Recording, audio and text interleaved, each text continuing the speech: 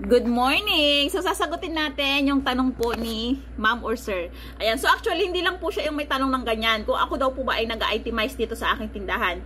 Para po dun sa mga hindi nakakaalam, ang tinatawag na pag-itemize is yung kunwari may bumili ng isang kahang sigarilyo. Ayan. Ililista mo. Kunwari, isang Winston, 175, ganyan. Dalawang Magic Sarap, 12, ganun baga. Pero dito po sa tindahan ko, hindi na po ako nag-itemize. Kasi sa pagkakaalam ko lang ha. Kasi dati nagtinda rin naman po ako sa isang grocery sa amin sa Pangasinan. So, ganun po yung ganap namin. Kasi malaking grocery na yon.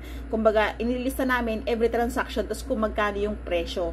Para po, kapag ka end of the day, makompute mo yung kung magkano yung nandun sa pinag-itemize mo tsaka yung benta mo kung tali. Sa palagay ko ha, yun yung purpose. Tsaka isa pa siguro para malaman ng owner kung ano yung nawala, ano yung kailangan ng i-restock, ano yung mga bagay na mabilis ibenta, ganun siguro ha.